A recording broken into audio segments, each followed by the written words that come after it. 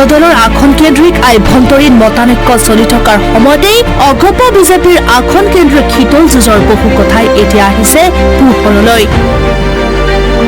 অগপক লাগে পলাশবাৰী সমষ্টি। সমষ্টিটোত আকুৰগু স্থিতিত কমলাকান্ত কলিতা। চেণ্ট্ৰেল গুৱাহাটীত আকুৰগু স্থিতিত ৰবীন্দ্ৰ নাৰায়ণ কলিতা। ৰঙা নদী নেৰে অগপৰ নেতা জয়ন্ত খাংদেও।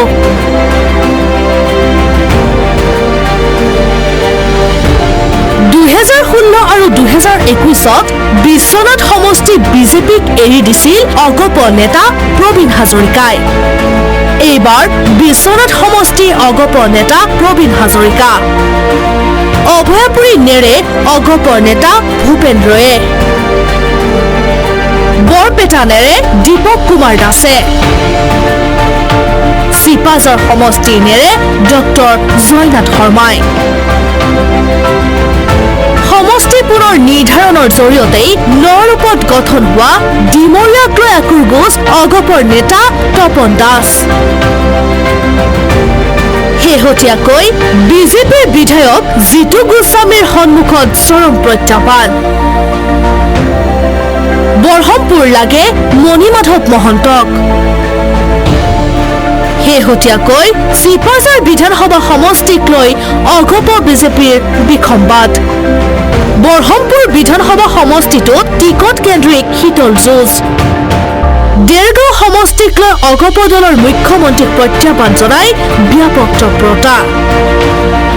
কোনো কাৰণতেই দেৰগাঁও নেৰে অগপৰ নেতা ভৱেন ভৰালীয়ে। শেহতীয়াকৈ নৰূপত গঠিত শিৱসাগৰ সমষ্টিক লৈ যথেষ্ট সৰব হৈছে অগপ। সমষ্টি পুনৰ নিৰ্ধাৰণৰ পিছত আমগুৰি সমষ্টি বিলুপ্ত হৈছিল। সমষ্টিবিহীন বিধায়ক প্ৰদীপ হাজৰিকাক শিৱসাগৰ অথবা টিয়কত।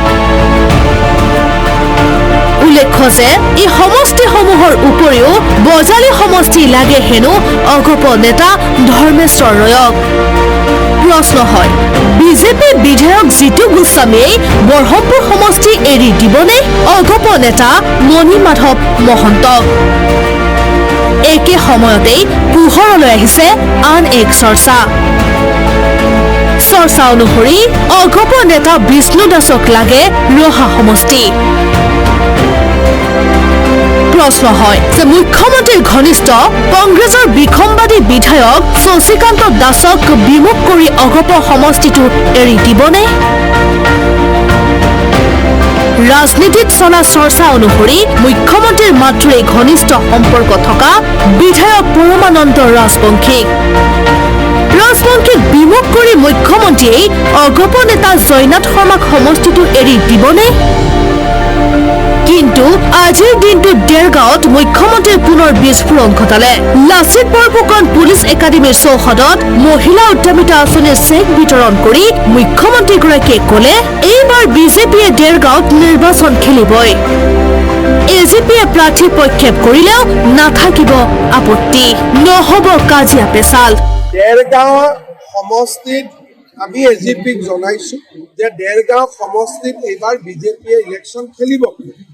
কিন্তু এজিপি আমাৰ মিত্ৰ দল, আমি কাজিয়া পেচাল নহয়।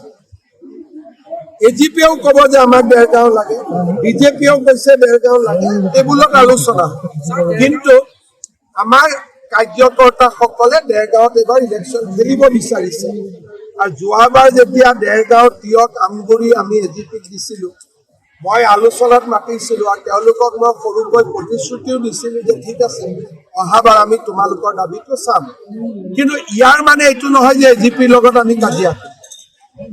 এজিপিৰ লগত কাজিয়া নোহোৱাকৈ এটা মিত্ৰতা আৰু বন্ধুত্বৰ বান্ধেৰেহে কামবিলাক হয়, কাজিয়া পেচাল কৰি নহয়। আৰু যোৱাকালিও মই আমাৰ পাৰ্টি অফিচত মানুহ আহোঁতে মই কৈছোঁ যে বিজেপিত চিঞৰ বাখৰ কৰি টিকেট নহয়, এটা শান্ত সুস্থিৰ পৰিৱেশৰ মাজত আমি আলোচনা কৰি আমি টিকট দিম। কাৰণ বিজেপিৰ কাৰণে পাৰ্টি ইম্পৰ্টেণ্ট নহয়, অসম ইম্পৰ্টেণ্ট। অসমৰ কাৰণে আমি ৰাজনীতি এক প্ৰকাৰে মুখ্যমন্ত্ৰীগৰাকীয়ে নিজৰ স্থিতিত অটল থাকি দেৰগাঁও সমষ্টিত বিজেপিৰ প্ৰাৰ্থী প্ৰক্ষেপ কৰাৰ সিদ্ধান্ত ৰাজহুৱাভাৱে যেন পুনৰ চিলমোহৰ মাৰিলে।